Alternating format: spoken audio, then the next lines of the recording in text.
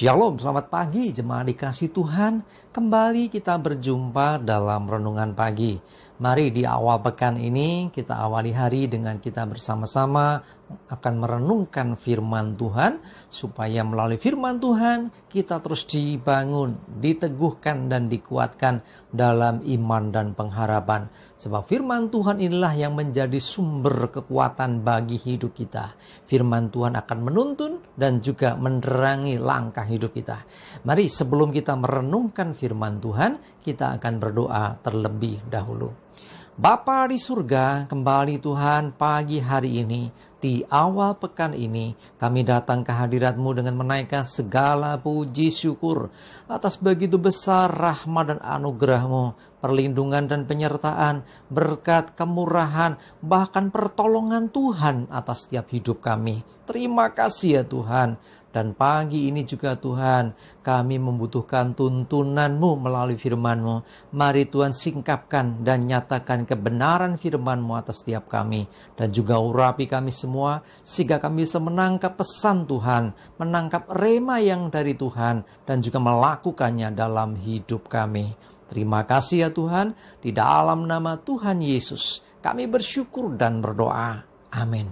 Mari jemaat dikasih Tuhan, kita akan buka Alkitab kita. Renungan firman Tuhan pagi ini saya ambilkan dari Amsal 15 ayat yang ketiga. Saya bacakan. Mata Tuhan ada di segala tempat, mengawasi orang jahat dan orang baik.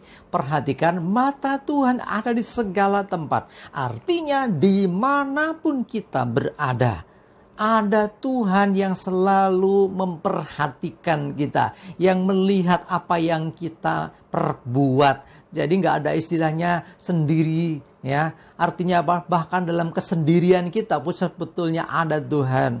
Ya, tapi seringkali orang tidak menyadari kehadiran Tuhan, tidak menyadari bahwa ada Tuhan yang memperhatikan apa yang dia buat.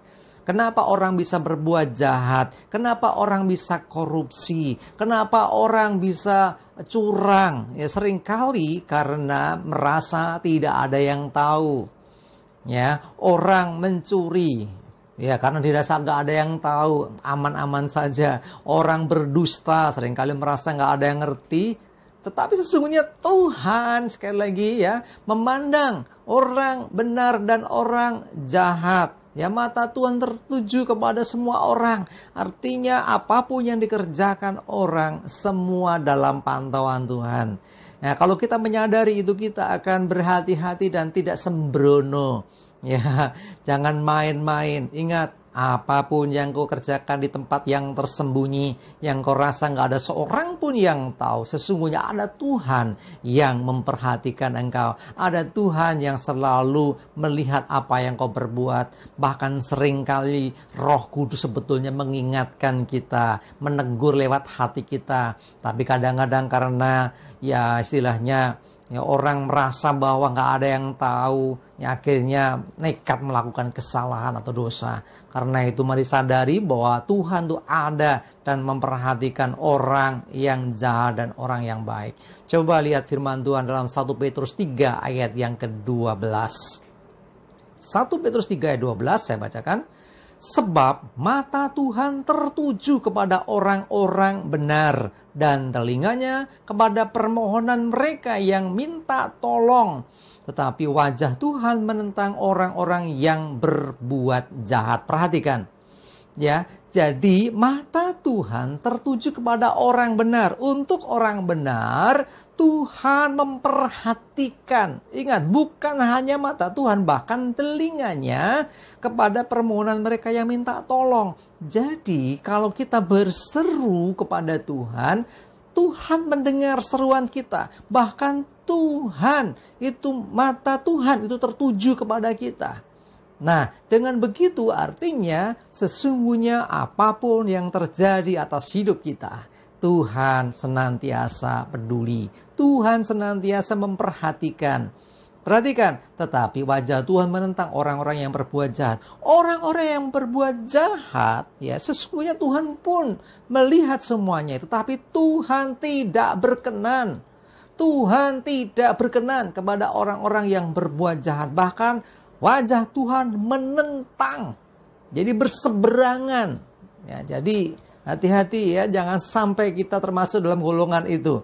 Yang mana wajah Tuhan menentang. Kenapa? Karena perbuatan jahat orang. Tetapi kepada orang yang benar, perhatian Tuhan itu dengan maksud dia melihat dan mendengarkan. Bahkan istilahnya memperhatikan. Terhadap orang-orang yang baik, Tuhan memperhatikan. Bahkan Tuhan itu akan bersegera menolong orang itu. Ya, orang-orang yang baik, orang-orang yang benar. Tetapi orang yang jahat, Tuhan melihat tetapi Tuhan menentang perbuatan orang itu.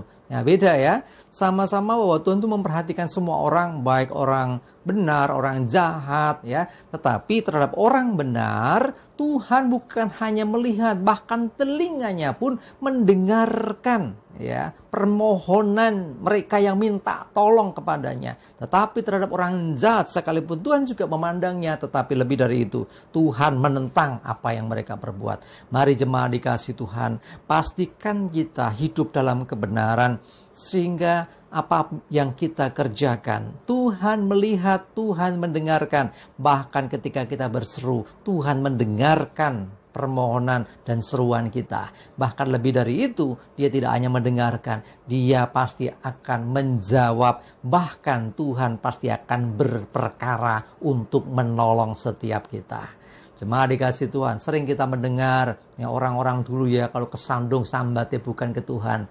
Aduh biung, siapa biung? Biung itu ibu. Boe gitu. Bahkan ada orang tua, anaknya yang disebut, anak lanang. Iya, refleks saja. Tetapi sudah aku dikasih Tuhan, pastikan bahwa dalam segala hal ingatlah akan Tuhan. Dia memperhatikan engkau. Makanya ketika engkau berseru memanggil namanya dalam segala keadaanmu, maka Tuhan mendengarkan, Tuhan akan menjawab, Tuhan akan menolong engkau. Jadi sekali lagi, tidak ada alasan, oh, aku sendiri lagi. Agak ada yang orang yang peduli dengan aku. Nggak ada yang memperhatikan aku. Jangan salah. Ada Tuhan yang memperhatikan engkau. Ada Tuhan yang mau peduli dengan engkau. Berserulah kepadanya. Naikkan permohonanmu kepadanya. Maka Tuhan akan mendengarkan engkau. Bahkan lebih daripada itu. Kalau engkau hidup dalam kebenaran. Kalau engkau termasuk orang-orang benar.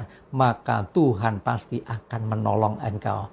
Jadi tidak ada alasan lagi untuk kita merasa ditinggalkan. Walaupun orang bisa meninggalkan kita, tetapi ada Tuhan yang selalu setia menyertai dan menolong kita.